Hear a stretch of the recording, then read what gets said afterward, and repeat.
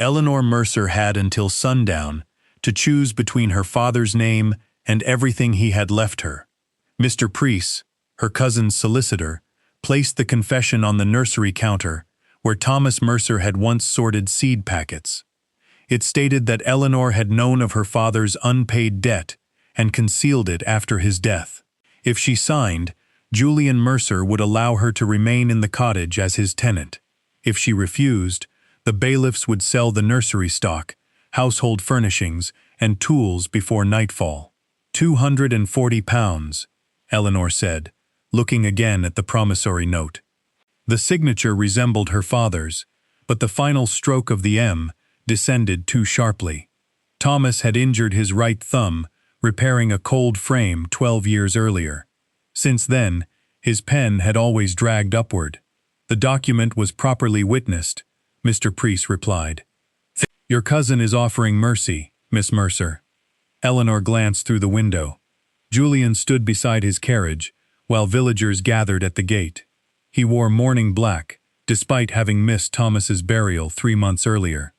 Her father had trained her from childhood to recognize what others overlooked: mildew beneath a leaf, salt gathering at the rim of a clay pot, the faint change in soil that betrayed a buried spring.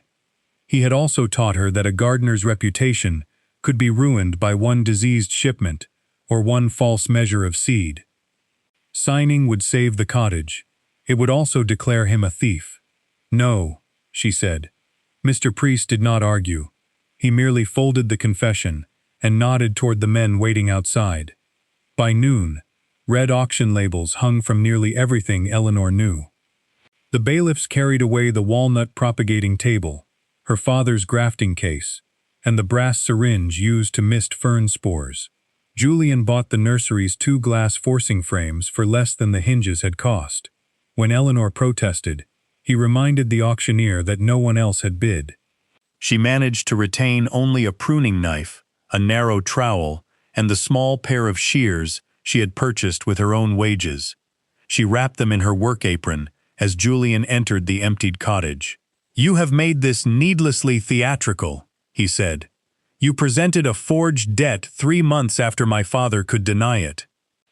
His expression barely changed, but his gaze moved toward Mr. Preece. A dangerous accusation from a woman without money or witnesses.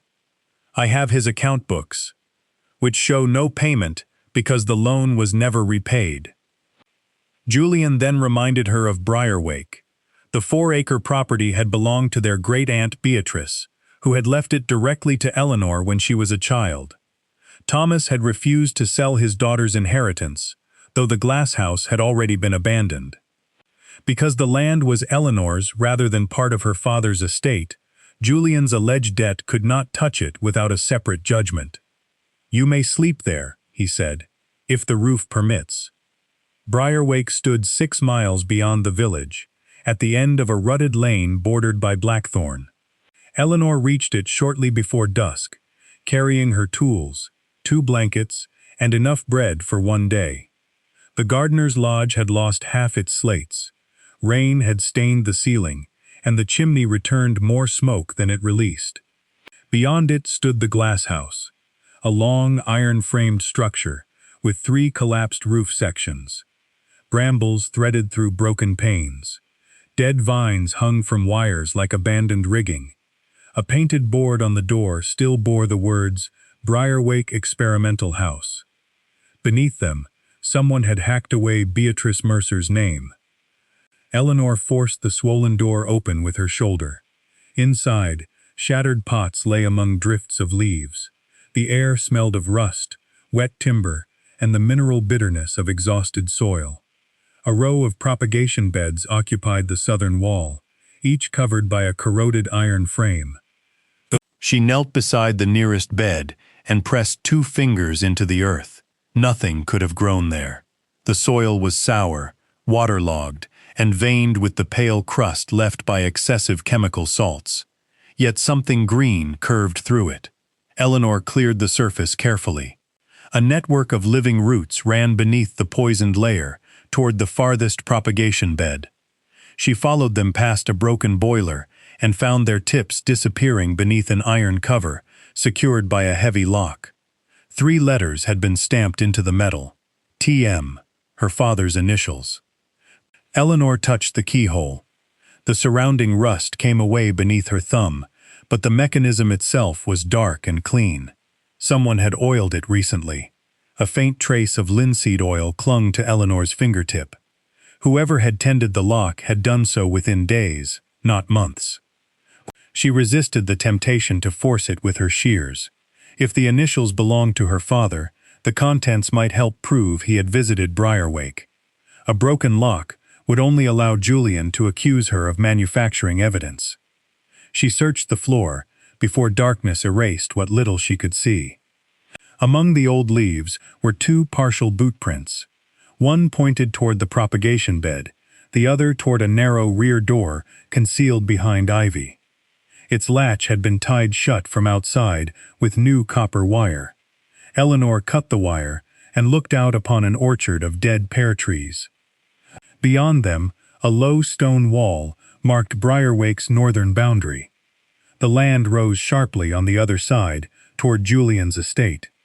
With no lamp oil to spare, she returned to the lodge. Rain began before midnight. Water entered through the roof in 3 places, forcing her to move her blanket twice. The chimney proved too dangerous to use. Fallen mortar blocked the flue, and smoke rolled back into the room. Eleanor ate a heel of bread in the cold and slept wearing her coat. At dawn, on February 19, 1891, she began an inventory. The lodge had 1 room that could be made dry with 6 sound slates and a length of flashing. The well produced brown water. The glasshouse boiler was cracked along its firebox. The main cistern had split, and fewer than 1/3 of the overhead panes remained. A tool shed leaned against the western wall, held upright by an elder tree growing through its roof. In her purse were 11 shillings and 7 pence. Eleanor walked to the village of Bellwether, intending to buy candles, oats, and enough lamp oil to examine the glasshouse after dark. Conversations stopped when she entered the grocer's shop. Mrs. Wycliffe, who had purchased rosemary and lavender from Eleanor for years, counted out her change without meeting her eyes. "I cannot extend credit," the woman said. "I did not ask you to. Mr. Mercer says there may be further claims. Mr. Mercer says many things when no one requires proof." 2 customers near the flour bins turned away. Eleanor placed 3 pence on the counter and left with less food than she had intended. Outside, a boy was fastening parcels to a handcart. He glanced at the trowel protruding from Eleanor's bundle. "My grandfather worked at Briarwake," he said quietly, "before the fire." "What fire?" The shop door opened behind him. "Matthew Pike," Mrs. Wycliffe called sharply. "Those parcels will not deliver themselves." The boy lowered his head and pulled the cart away. Eleanor had taken only a few steps when a broad man in Julian's green estate coat blocked her path. She recognized Amos Rudge, the steward who had valued her father's nursery before the auction. He handed her an envelope. Inside was an offer of £15 for Briarwake's 4 acres, provided she signed before the end of the week. "The glasshouse iron is scarcely worth hauling away," Rudge said. "Mr. Mercer is being generous. He bought 2 of my father's forcing frames yesterday for 9 shillings. That was business. So is this." Eleanor tore the offer once and returned it. Rudge's face reddened, but his voice remained mild. "You should check your northern wall, Miss Mercer. Boundaries are easily misunderstood when stones have shifted." He walked away before she could answer.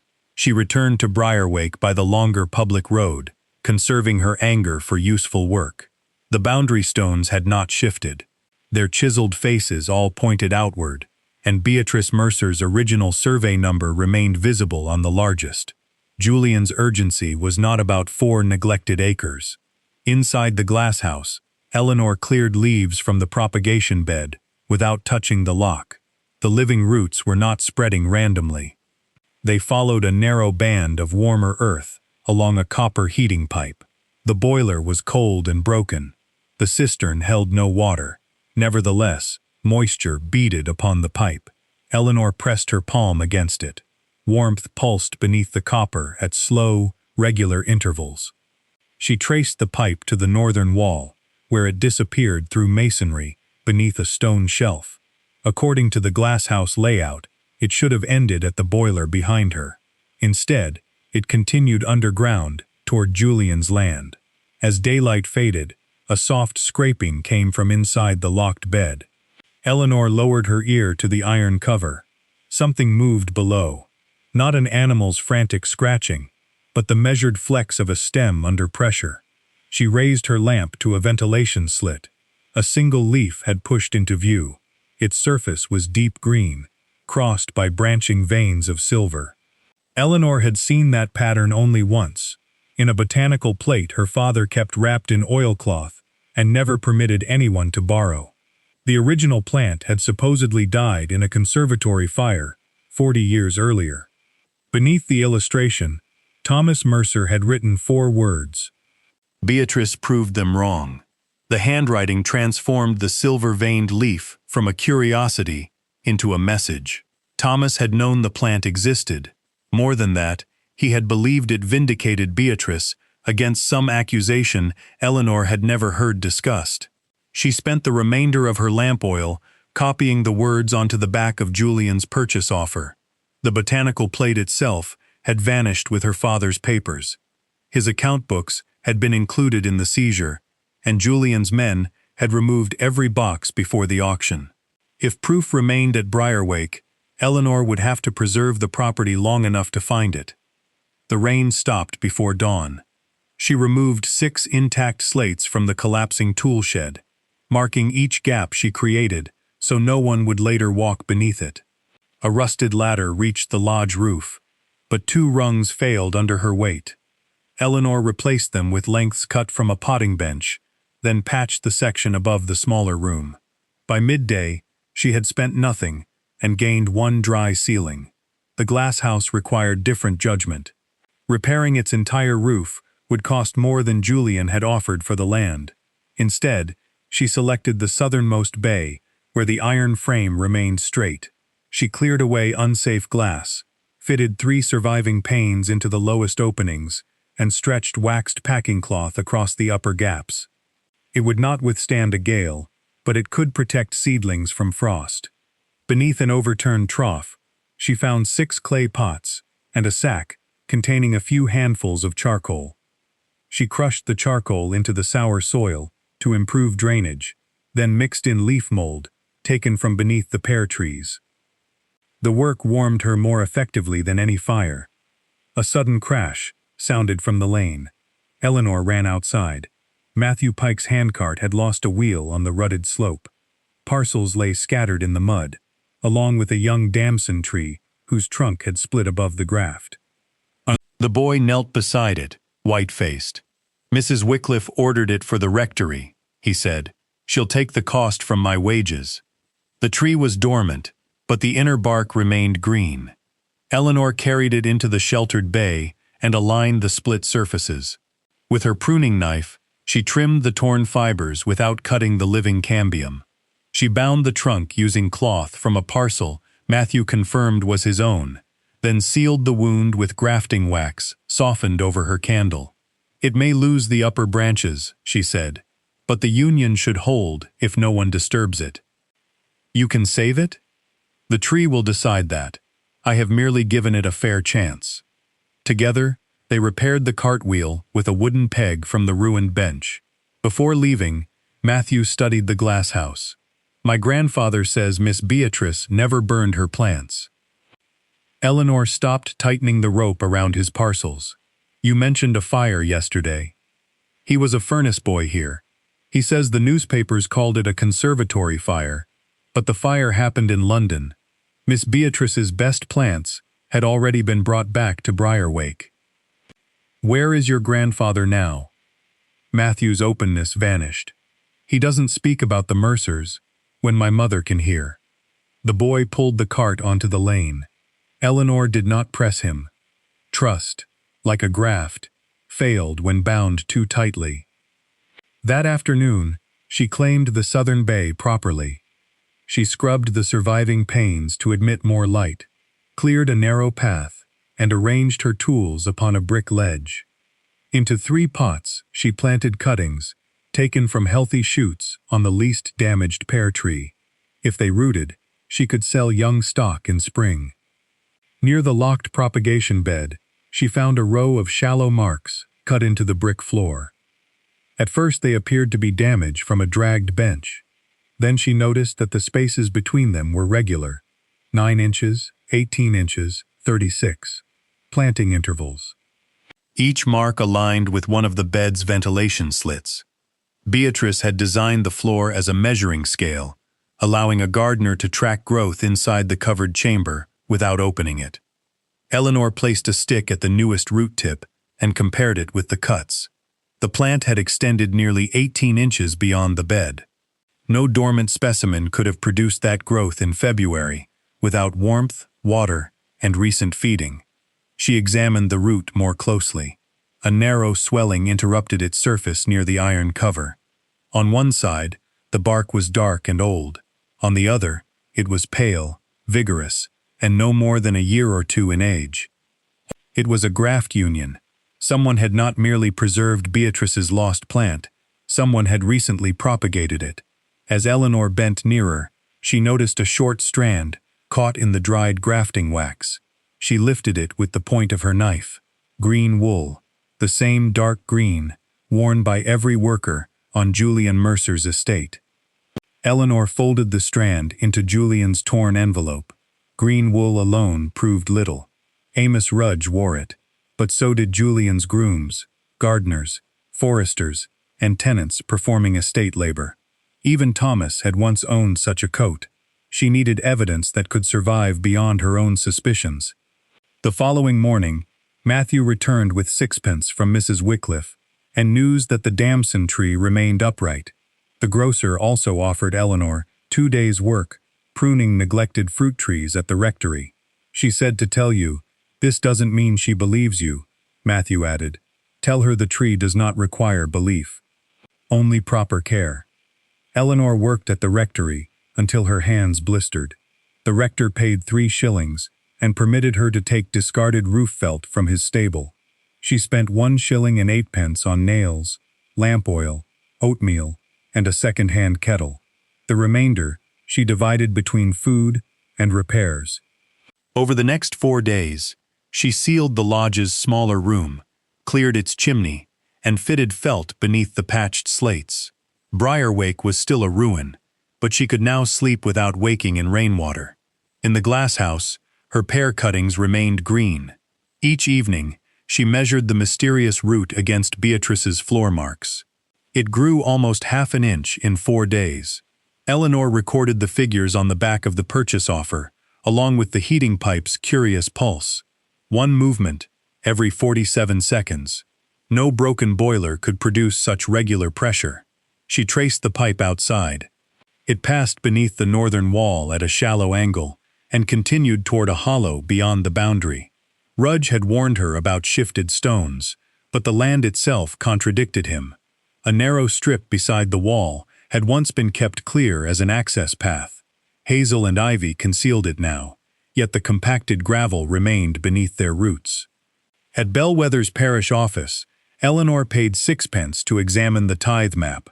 The clerk watched her closely until she placed Beatrice's survey number beside the corresponding entry.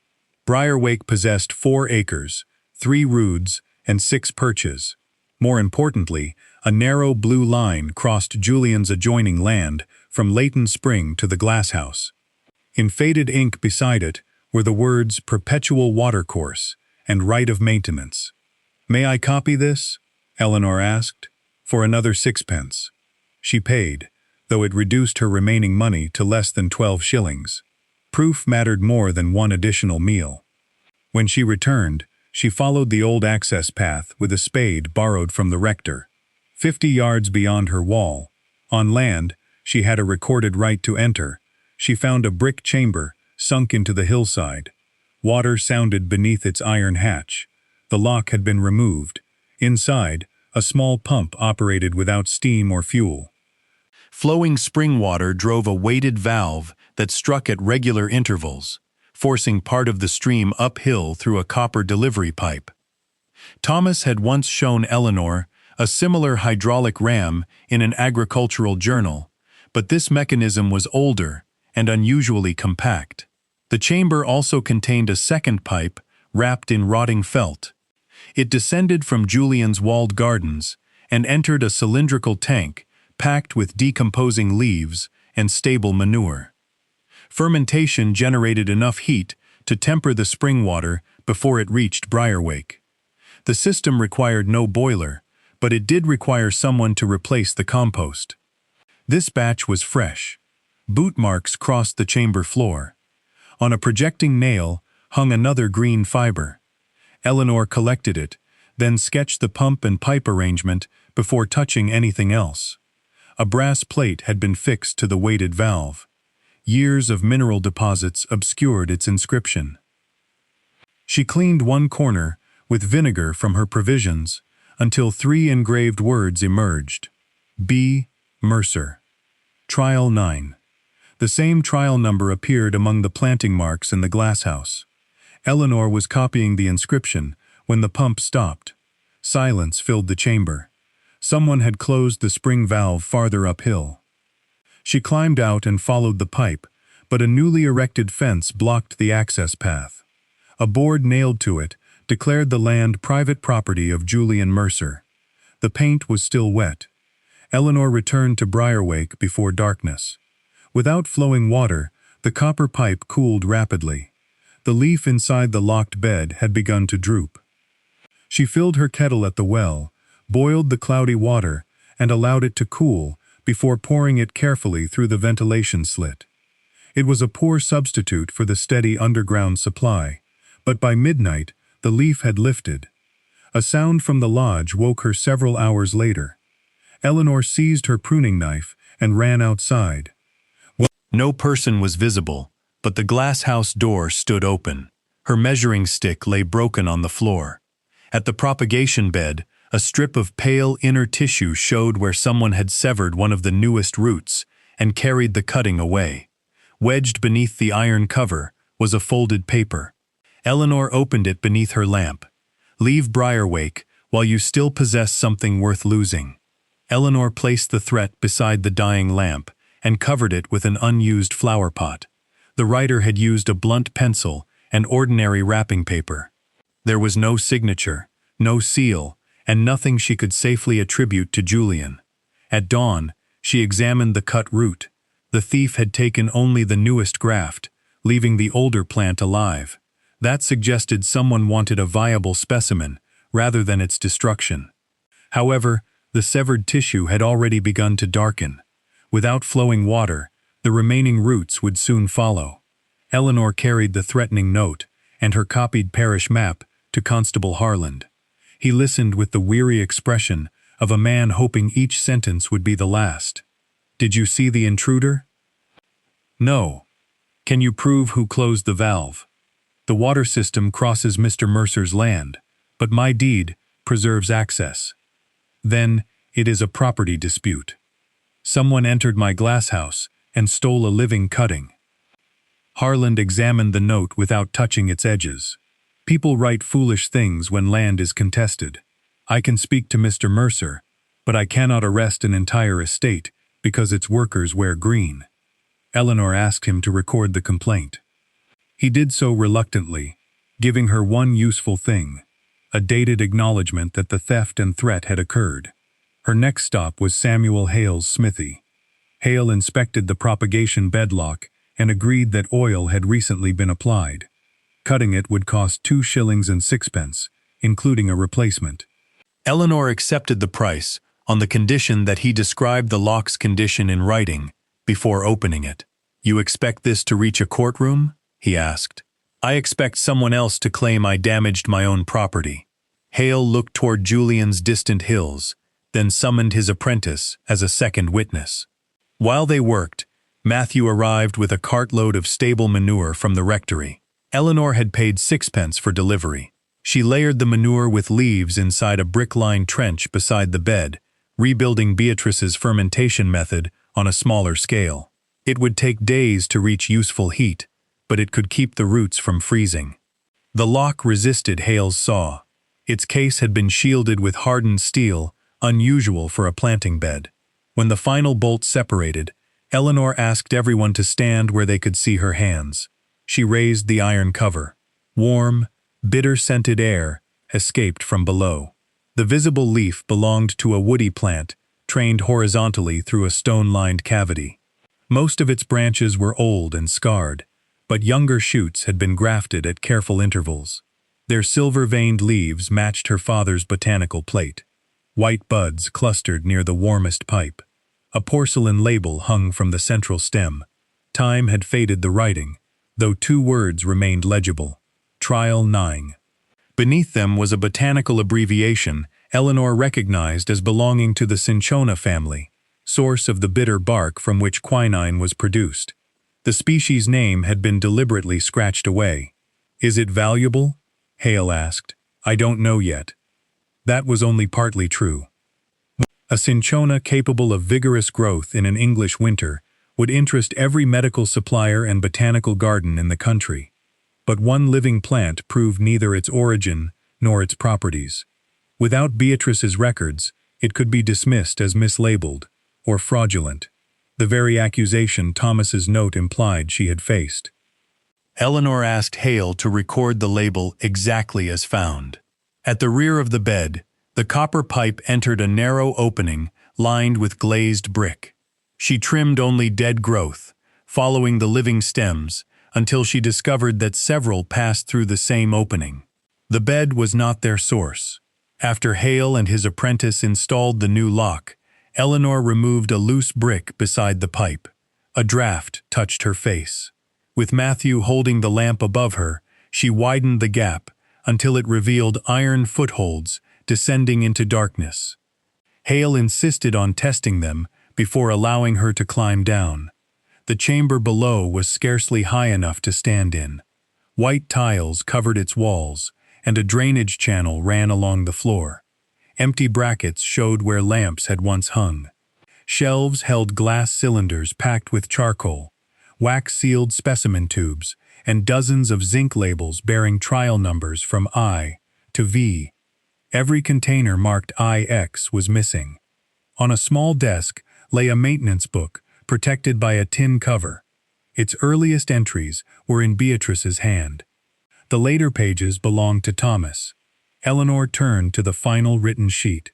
Her father had visited Briarwake twice each month for 18 years.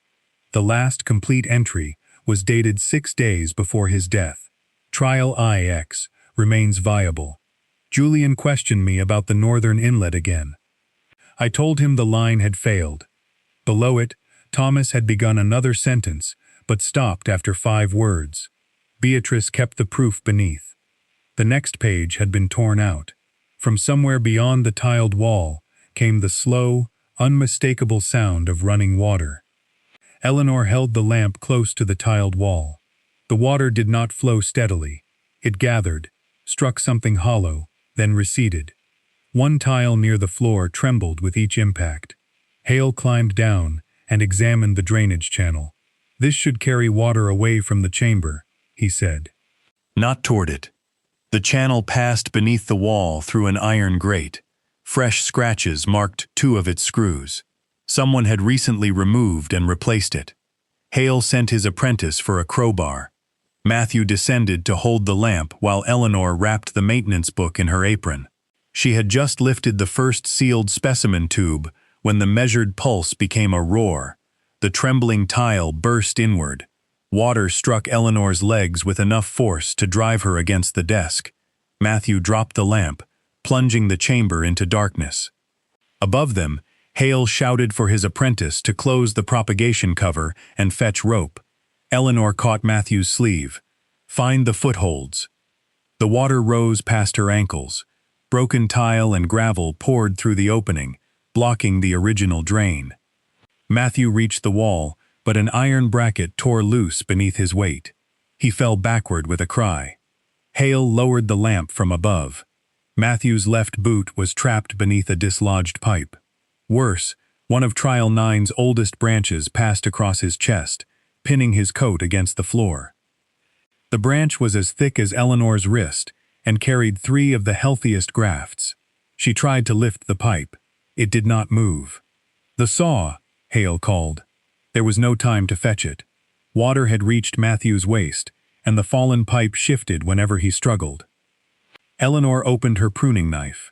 For 40 years, Thomas and an unknown caretaker had preserved this branch. It might be the only surviving source of the stolen graft. Cutting it could destroy years of work and eliminate evidence no document could replace. Matthew's face had gone gray. Eleanor severed the first graft, then the second. Bitter sap coated her hands. The main branch resisted the small blade, forcing her to cut from both sides, while Hale held Matthew above the water. When the final fibers parted, the branch recoiled into the wall. Matthew came free. Hale hauled him through the opening before returning for Eleanor. She thrust the wrapped maintenance book upward, followed by 2 specimen tubes. The remaining containers vanished beneath muddy water. By the time she climbed out, the southern bay was flooding. Water streamed from the propagation bed across the floor, carrying soil, labels, and fragments of charcoal through the glasshouse door. Eleanor led them uphill. Matthew could not place weight on his left foot. Hale's apprentice ran to Bellwether for the doctor, while Eleanor bound the ankle with 2 splints cut from her measuring stick. The surge stopped as suddenly as it had begun.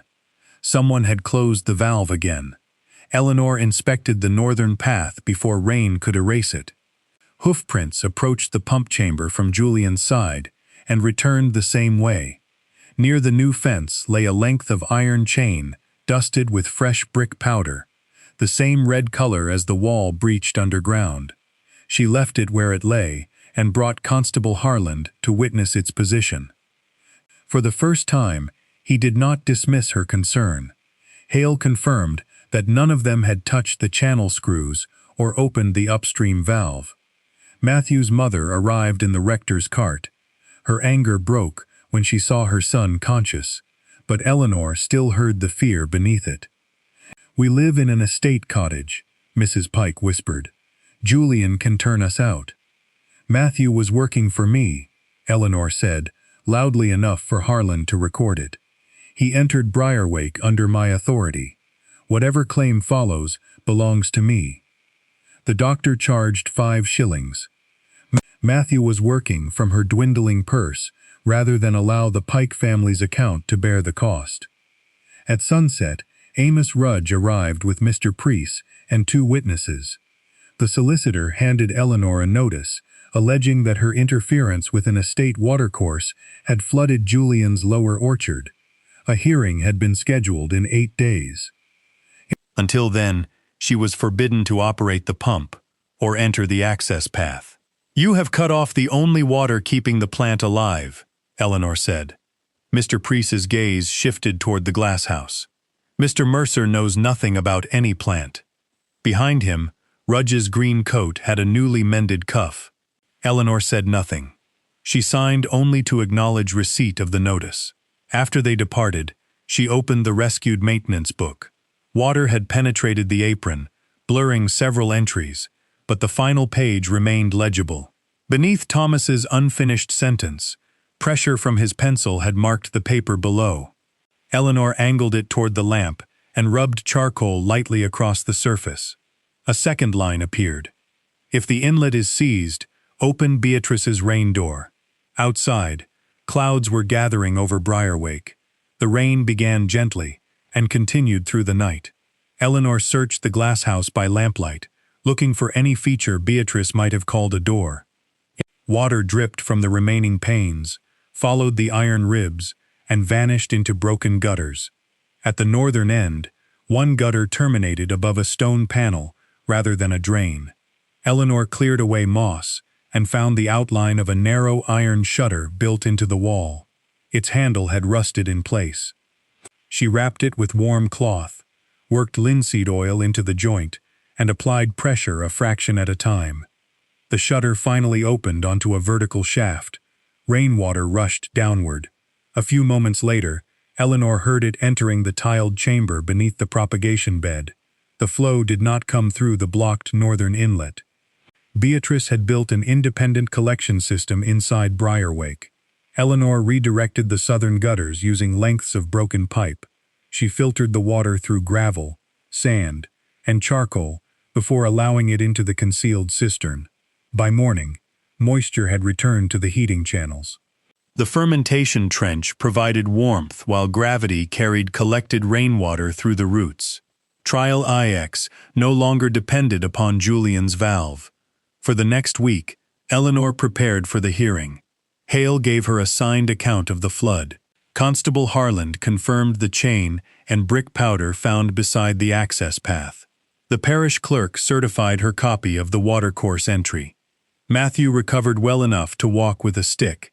His mother refused to let him return to Briarwake, but on the 7th evening, he delivered a message from his grandfather. "Don't trust paper bearing Beatrice's seal," Matthew recited. "She stopped using it after someone stole the stamp." Who stole it? He wouldn't say. The warning came too late to investigate. The hearing filled Bellwether's assembly room.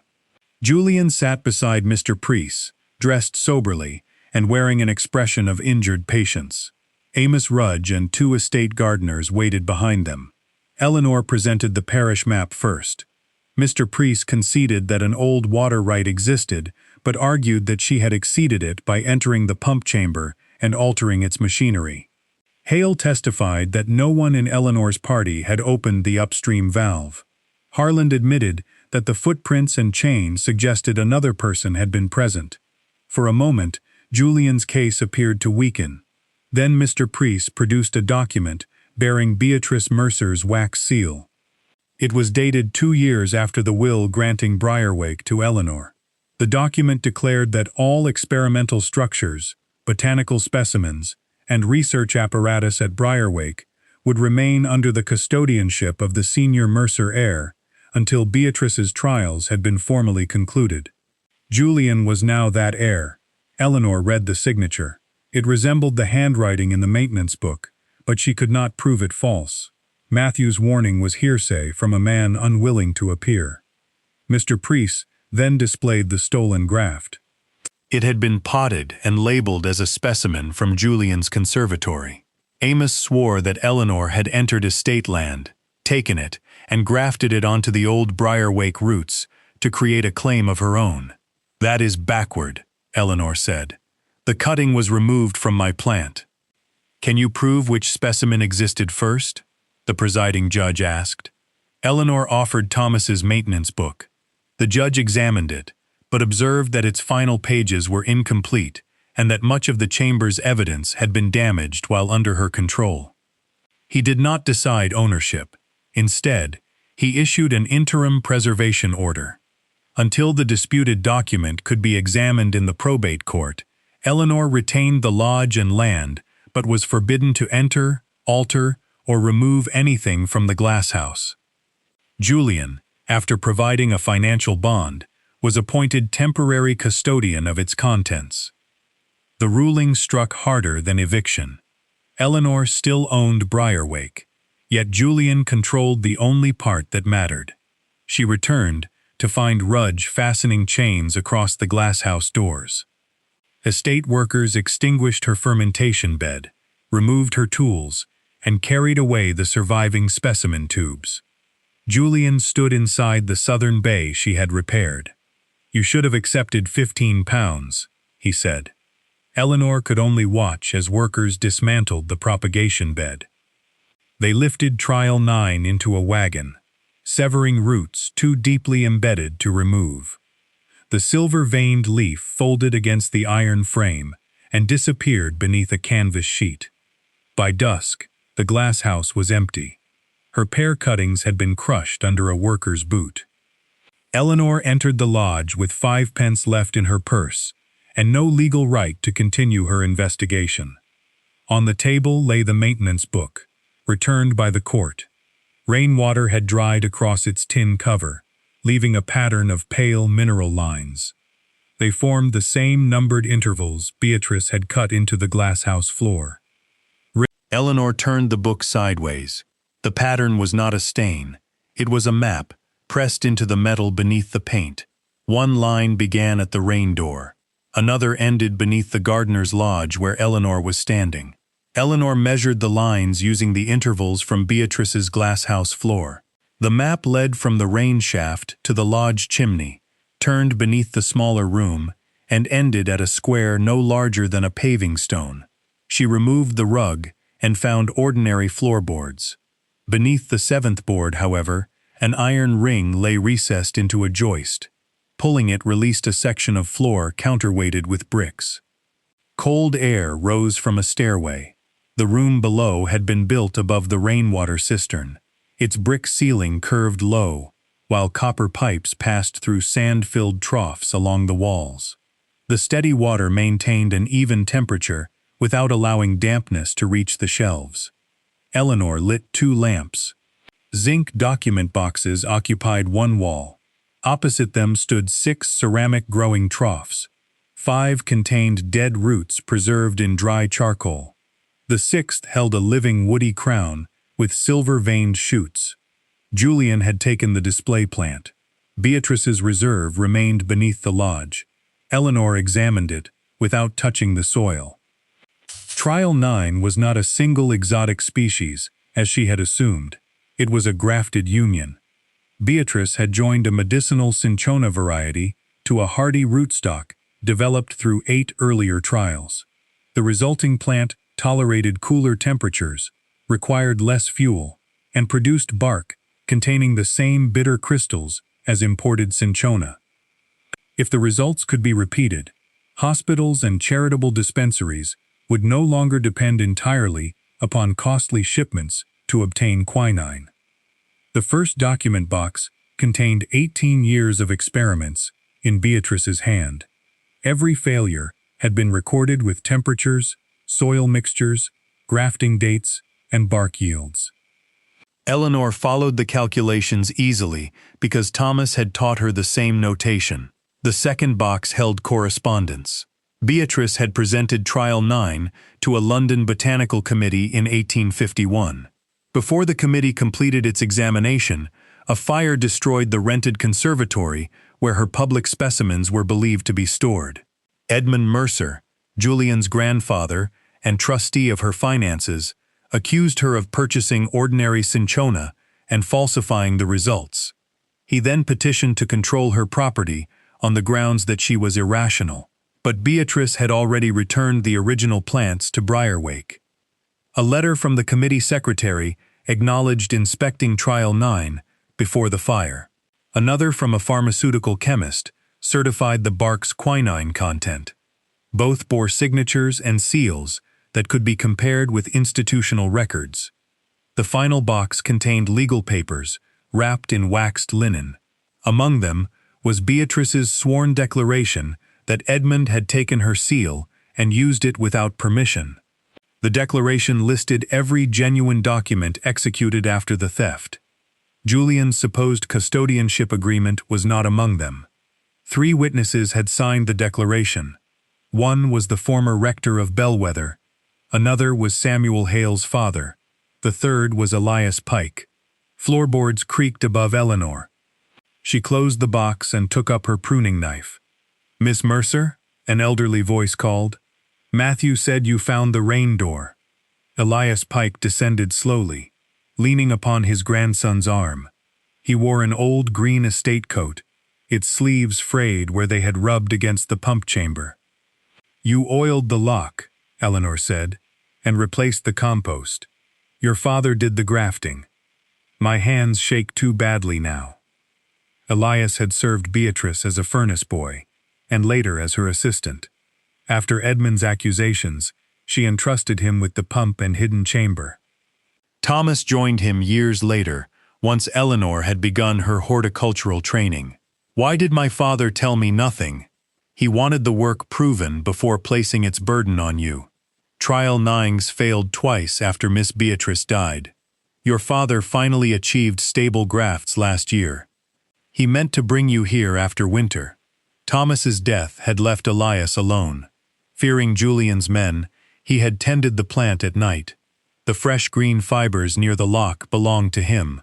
The strand embedded in the stolen graft, however, came from a different, smoother estate cloth. Elias removed a sealed letter from the final box. Thomas had addressed it to Eleanor. He wrote that Beatrice had recognized her patience with damaged plants when she was a small child. Briarwake had never been intended as a consolation inheritance. It was a trust, placed in someone trained to distinguish recovery from exploitation. Thomas also explained the unfinished maintenance entry. Beatrice kept the proof beneath what she fed, not what she grew. The rainwater system fed both the plants and the archive chamber. Eleanor spent the night comparing dates, signatures, labels, and trial records. By morning, she had assembled a chain connecting the reserve plant to Beatrice's experiments, the experiments to the committee examination, and the land to her uncontested deed. One obstacle remained. Julian's document had already persuaded a judge. Private papers discovered beneath Eleanor's own floor could be accused of being recent fabrications. Elias touched Beatrice's declaration. "I signed this in front of 3 men," he said, "and I am tired of letting the Mercer family frighten my daughter." Eleanor packed the declaration, chemical certificate, committee letter, and Thomas's account of the grafts into separate cases. She left the main archive untouched and asked Harland to seal the chamber as an independent witness. Then she took a living cutting from Beatrice's reserve. This time, Julian would not decide where the evidence was examined. Constable Harland sealed the hidden chamber before noon. He numbered each box, recorded its position, and permitted no document to leave until the probate registrar appointed 2 independent examiners. The process took 6 weeks. Eleanor had only 5 pence, but Bellwether no longer regarded Julian's accusations as unquestionable. Hale declined payment for his written testimony. The rector advanced the filing fee against future pruning work.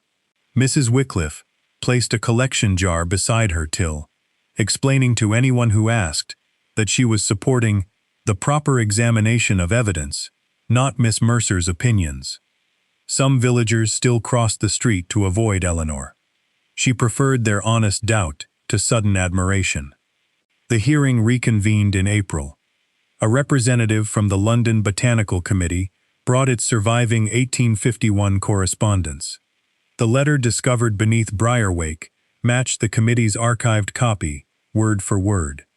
Paper fibers, ink oxidation, and an embossed filing mark all supported its age. A pharmaceutical chemist had tested bark from Beatrice's reserve plant under court seal. It contained quinine in concentrations consistent with her recorded results. A second laboratory repeated the analysis before the findings were accepted. Julian's barrister argued that the research might be genuine while still belonging to the senior Mercer heir. That made Beatrice's declaration decisive. Elias Pike identified his signature and described witnessing the document with the rector and Hale's father. Parish burial records established why the other witnesses could not appear. Samples of their handwriting survived in church and business records. Then the document examiner addressed Julian's custodianship agreement. Beatrice's stolen seal was authentic. The paper was not.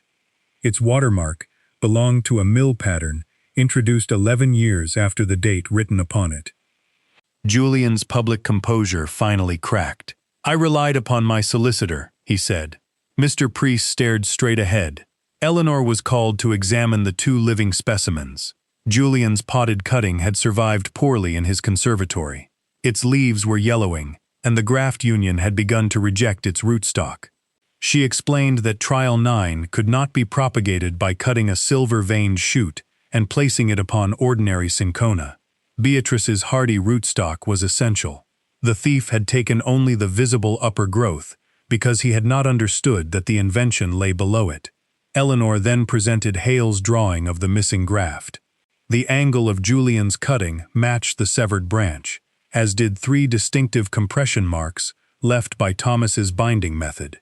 Its grafting wax contained the same charcoal and beeswax mixture recorded in his maintenance book. Amos Rudge claimed the similarities were common. "They are not," Eleanor replied. Mr. Rudge's specimen was cut immediately above an 18-month union. Its lower edge still carries a fragment of Briarwake rootstock. Under magnification, the fragment was visible. Rudge had also testified that Eleanor opened the upstream valve and caused the flood. Harland produced the chain found beside the pump chamber. Hale showed that its red brick residue matched the breached underground wall. The estate blacksmith's account book recorded Rudge borrowing that chain on the morning of the flood. Julian's own purchase offer supplied another contradiction. He had called Briarwake worthless while attempting to acquire it immediately after Thomas's death. His boundary warning, closure of the spring valve, and possession of the stolen graft demonstrated knowledge he had repeatedly denied. The judge ordered the glasshouse returned to Eleanor and declared the custodianship agreement fraudulent. Julian's claim for damages was dismissed. Rudge was taken into custody on charges arising from the theft, flooding, and false testimony. Mr. Preece attempted to leave during the adjournment. Harland stopped him with a request for the original promissory note bearing Thomas Mercer's signature. The examiner found the same later watermark beneath its ink. A stationer's invoice showed that Preece had purchased the paper 9 months after Thomas supposedly signed it. Faced with prosecution for forgery and perjury, the solicitor admitted preparing both documents under Julian's direction. The false debt was voided. Julian was ordered to restore the auctioned property or pay its fair value, along with Eleanor's legal costs and compensation for the damage at Briarwake. The matter of criminal forgery was referred for prosecution. Outside the assembly room, no crowd cheered. People simply made space for Eleanor to pass. Mrs. Wycliffe was the first to speak. "I should have asked for proof before repeating what I heard." "Yes," Eleanor said. "It was not forgiveness, but it was truth, and truth was where repair began." At Briarwake, Harland removed the chains from the glasshouse doors. The southern bay stood stripped and muddy, its propagation bed gone. Yet beneath the lodge, the reserve crown remained alive. Eleanor carried it into the afternoon light. One white bud had opened during the hearing, revealing silver lines across its petals. She did not cut it. There would be time now to let it grow. The probate court confirmed Eleanor's ownership of Briarwake that summer. Its judgment included the glasshouse, the underground archive, all experimental plants, and Beatrice's permanent right to maintain the watercourse across the neighboring estate. The easement was entered into the county record, so no future owner could conceal it behind another fence. Julian and Mr. Preece were convicted of conspiracy, forgery, and perjury. Rudge's cooperation reduced his punishment, but he was still held responsible for the theft and deliberate flooding. Julian avoided financial ruin, though compensation, legal costs, and the loss of several estate contracts forced him to sell a substantial portion of his land. His social standing did not survive the evidence he had given under oath. Eleanor recovered her father's account books, grafting case, and propagating table. Several auctioned items had disappeared, so the court awarded their assessed value instead. After paying her obligations, she possessed enough money to make Briarwake safe, not enough to make it beautiful. She repaired the lodge roof first. Next came the glasshouse foundations, drainage channel, and one complete southern bay.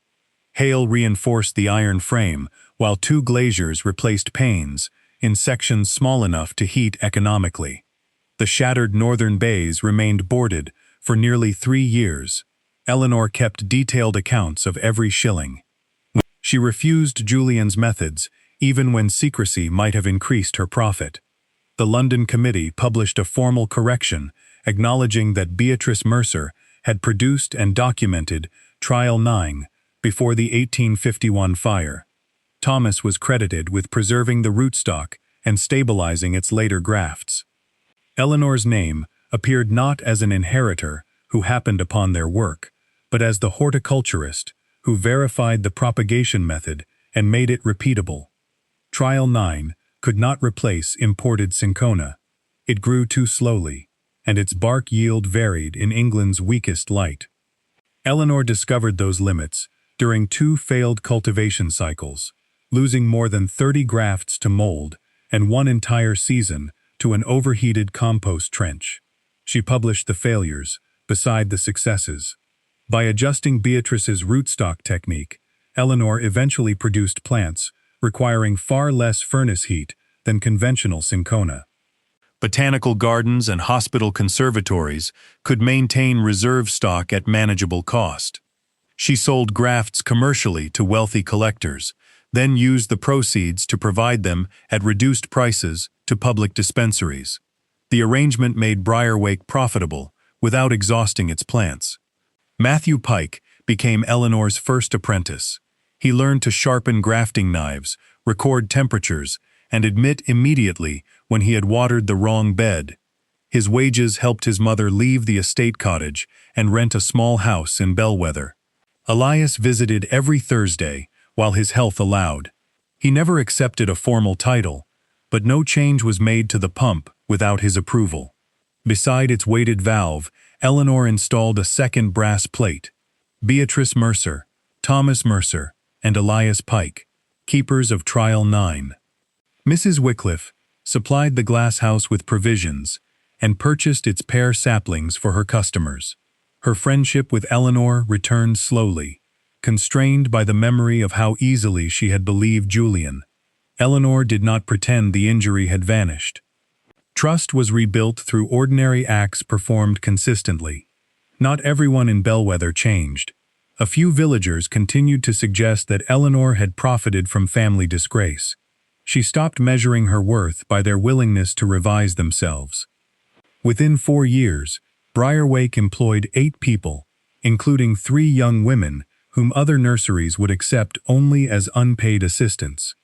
Eleanor required every apprentice to study bookkeeping beside horticulture. Skill without control of one's accounts, she told them, left honest work vulnerable to dishonest men. The hidden chamber became a protected archive. Scholars could examine Beatrice's papers under supervision, while original documents remained dry above the rainwater cistern. Her research helped correct several botanical publications that had repeated Edmund Mercer's accusations as fact. Eleanor preserved the forged debt beside them. It was not displayed as a trophy. She kept it because restoration required an honest record of the damage as well as the cure. On the 5th anniversary of the hearing, Eleanor opened the final repaired bay. Sunlight passed through new glass onto long rows of silver-veined plants.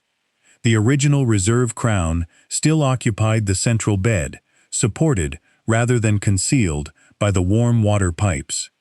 She placed Thomas's restored propagating table beside it and opened his grafting case. The tools bore scratches from years of use. Eleanor added her pruning knife to the empty space he had always left for it. Outside, Matthew released the rain door. Water traveled from the roof into the hidden cistern, through the fermentation chamber, and along the copper pipes.